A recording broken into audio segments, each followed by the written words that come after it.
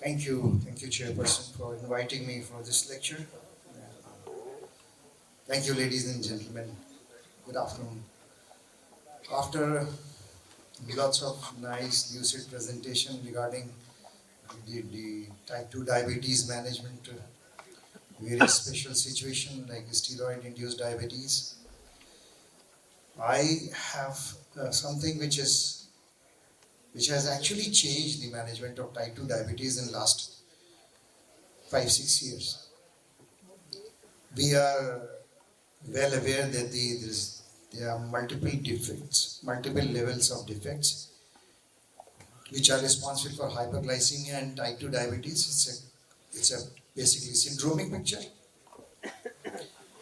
and that's why we need multiple interventions to tackle different pathological defects. The aim of treatment is to get something which can address to most of the defects, and the GLP-1 receptor agonists are the drug which actually can address to 6 out of 8 defects. GLP-1 receptor agonist, when it was launched, because they being peptide, they were actually, they are not orally, they cannot be taken orally. So every preparation which was launched were injectable preparation, and people fearing injections, and some of the initial GLP-1 receptor agonists have higher GI side effects. So people were scared of taking it, and certainly because of the cost also.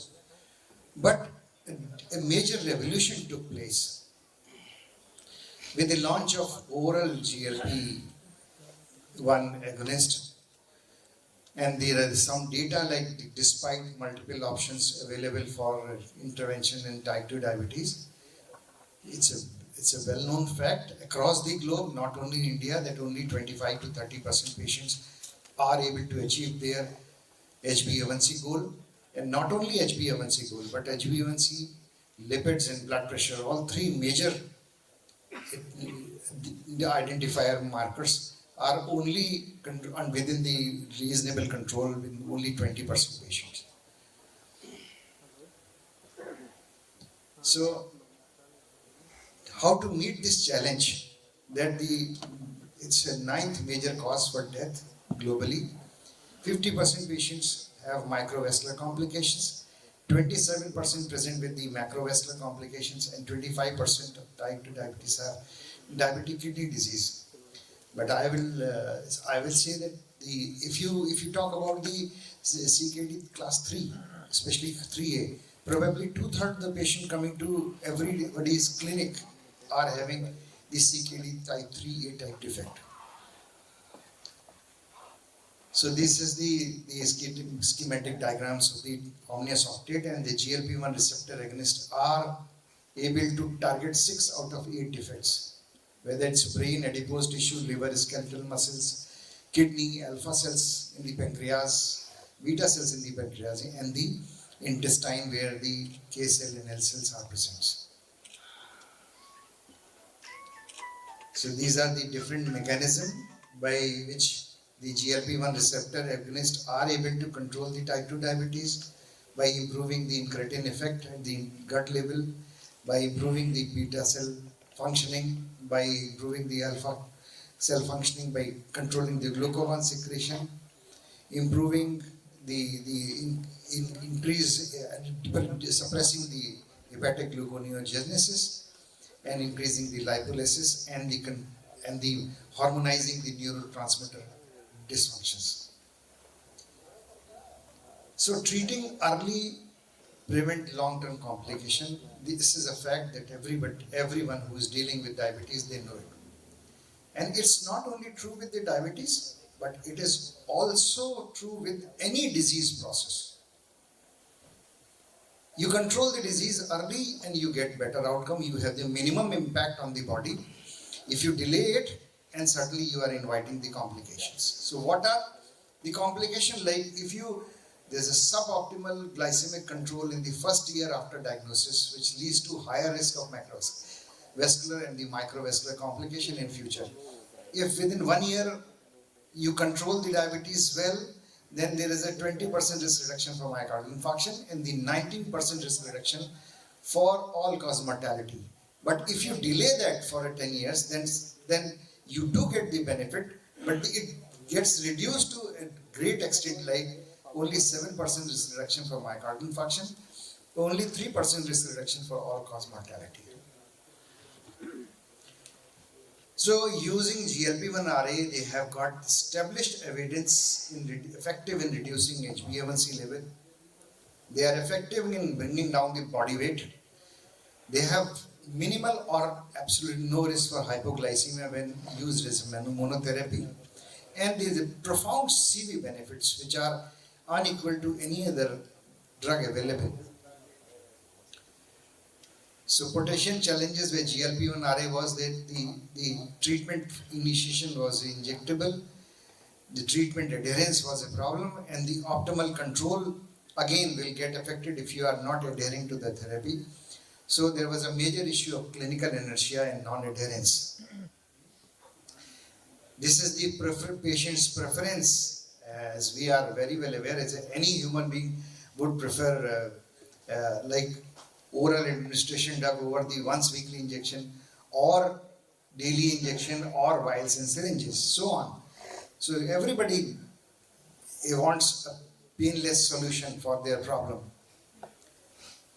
But what about the oral preparation? There were many barriers. It took many years for scientists to design to prevent the degradation of peptide as soon as it comes with the contact of gastric acid. So they devised, they used in such a way, this is the foundation stone for the GLP-1 receptor agonist semaglutide, which has got the 94% homology. We'll go to how this preparation works. So they used snack. This is the sodium and amino caprylate, which produces a covering around the active GLP. So it protects semaglutide from breakdown by gastric enzyme. It promotes absorption across the gastric epithelium and allows semaglutide to be absorbed from the stomach. This is the next generation innovation. You can see here the human GLP-1 analog semaglutide and snack and absorption enhancer. There is a coating around it, and once the tablet goes inside, the snack gets dissolved. It sticks to the gastric epithelium. The snack is dissolved, and within few seconds, the entire GLP-1 is transported across the epithelium into the blood. So oral semaglutide, the first in class GLP-1RA, this is oral as a technological innovation allowing for the first time efficacy and the safety of GLP-1 in the oral tablet, and regarded as the Nobel Prize equivalent of the biopharmaceutical research. Oral semaglutide is now approved in India. It's indicated in the type 2 diabetes management as a monotherapy when metformin is considered inappropriate, or in combination with other medicine products for the treatment of people over 18 years of age, monotherapy or combination therapy, or in special population group like where there is a hepatic or renal impairment and it has got immense cardiovascular safety and rather cardiovascular advantages are there, and it can be used safely in the elderly populations too. The data for the oral semaglutide which came through the Pioneer trial. This is a peptide innovation for early diabetes treatment, and they tried in the various situations like the Pioneer 1, which was against the diet and exercise versus the placebo, add on to other oral anti-diabetic drug like versus SGLT2 versus DPP4 inhibitor in Pioneer 4 versus the other GLP-1RA and the placebo. Pioneer 7, flexible dosing adjustment versus DPP4 inhibitor with extension. In Pioneer 8, add on to insulin therapy, which had the 51 Indian subsets, and the Pioneer 5 in the renally impaired patients. Pioneer 6, CVOT, Pioneer 9 Japanese subjects and Pioneer 10 Japanese subjects with the GLP-1 like dulaglutide. So early initiation of oral semaglutide after type 2 diagnosis results in the high proportion of patients achieving the target value. If you look at here, achievement of composite target of HbA1c less than 6.5 and body weight loss of more than 5%. If you see here, all the 3 milligram dose or 7 milligram dose, 14 milligram dose, in all these sections they were able to achieve both the targets of weight reduction and good HbA1c reduction of less than 6.5%. This is again monotherapy versus empagliflozin versus sitagliptin versus liraglutide and with insulin. It's a 26 weeks trial where you can see here, and even as a monotherapy, the HbA1c reduction with the oral sema was 1.3 to 1.5% versus the placebo in 0.1. Again, versus empagliflozin, you can see here the oral semaglutide achieved better HbA1c reduction versus the 25 milligram of empagliflozin. Versus sita again, there is a significant better reduction with 1.1 as compared to 0.4 in the sitagliptin. If you the same was the comparison even with the liraglutide, which the oral sema showed better HbA1c reduction versus the 1.8 milligram injectable liraglutide.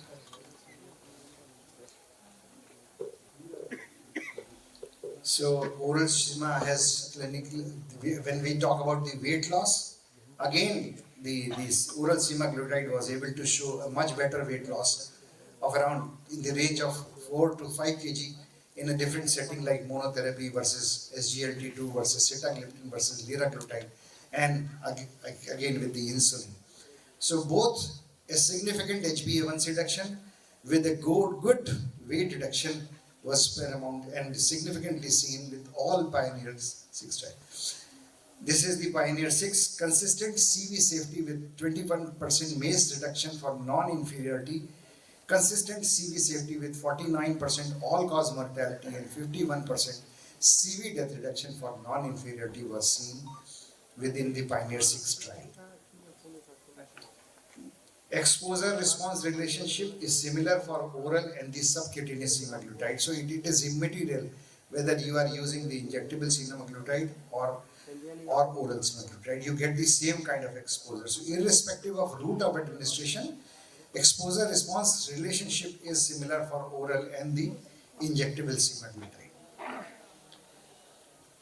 Pioneer 6 and the Sustain 6, when you compare, Sustain 6 actually showed a statistically significant risk reduction for cardiovascular mortality of 26%, but in Pioneer 6, this was 21%. Overall, when you combine the results of Sustain 6 and the Pioneer 6, it showed a 24% significant risk reduction for MACE versus the comparator across the various series trial.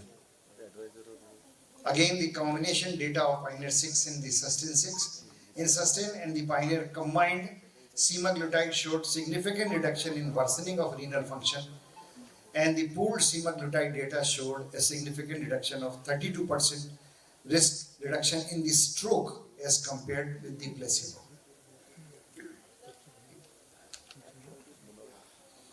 So, semaglutide mechanism of action for weight loss, it helps in sustained weight reduction up to 5 kg in patients with diabetes via multiple mechanisms. The oral semaglutide addresses diabesity by offering HbA1c reduction of more than 1% in body weight loss and more than 5% with a 2.5% greater to empagliflozin and 3 times to liraglutide and 4 times to sitagliptin. Energy intake,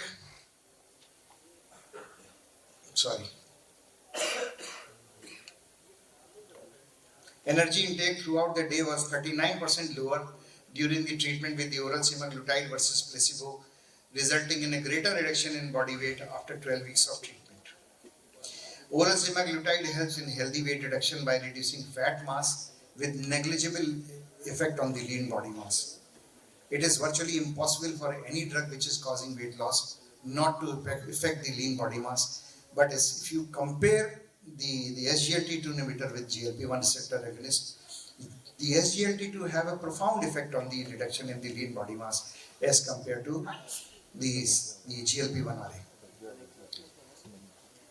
It is the effect on the CV risk factor, like potential mechanism for beneficial effect on the GLP-1 on the cardiovascular risk factors as a monotherapy or as in versus the empagliflozin. It improves systemic inflammation by reducing the HSCRP levels.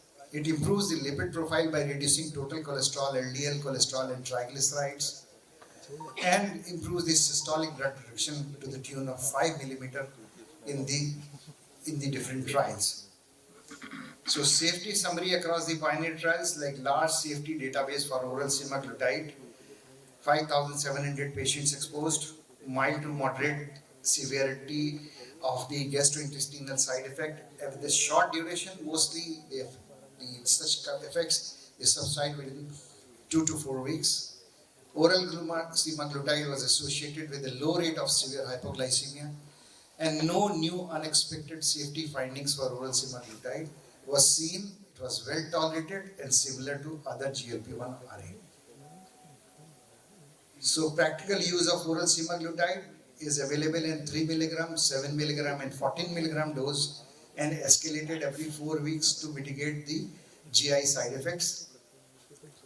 It has to be taken 3 milligram for 1 month, then 7 milligram for 1 month, and 14 milligram to be continued. But the best part is practically many of our patients will respond to a great extent, and they continue to be benefited with even the 3 milligram dose, even if you continue for 3 months. And the effect continues, the weight loss continues, the glucose lowering continues. So the patient response will always be variable. You have to pick and choose which patient to escalate, which one to. There would be certain patients that even the 14 milligram will not show even 500 milligram of the weight loss. But the thing is that this drug was and it should not be promoted as a weight loss drug. This is an excellent molecule for glucose reduction. And I did not find even a single patient who did not have HbA1c of less than 6.5% who continued with the semaglutide. Not even a single patient. But we have full of examples. The variable weight loss is somebody has shown, one of my two, like not one, but many of the patients of mine have shown a weight loss of around 24 to 25 kg. And some of them only 1.5 kg, and some of them did not show even a single gram of weight loss. So the effect will always be variable, as is true in the medical science, that you will find all kind of responders or non-responders. So it has to be taken once a day with empty stomach, with water approximately 120 ml. So I always advise my patient to not to increase more than 100, because the measurement of can always vary. So if it is taken for more than 120 ml, like patient taking 150 ml of water, then the effect gets dissolved. There's poor effect.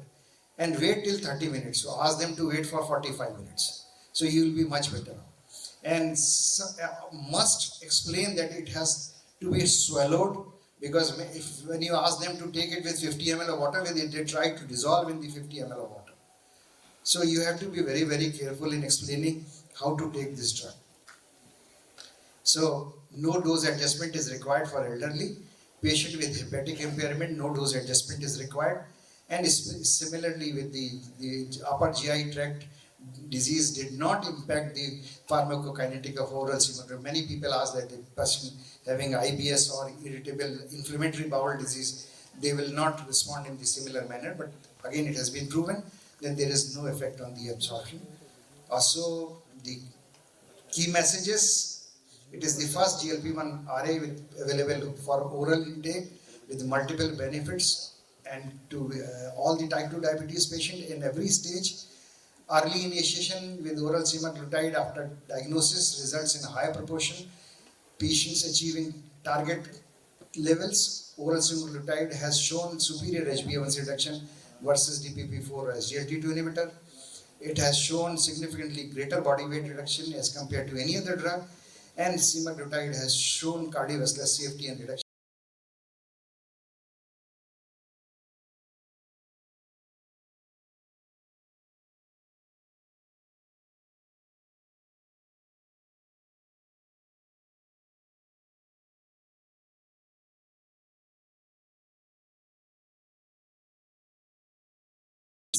of the anti-diabetic drug and have the cardiovascular safety, renal safety, and but only thing is that it is very costly. So the use of this drug is limited to the general practice. Thank you.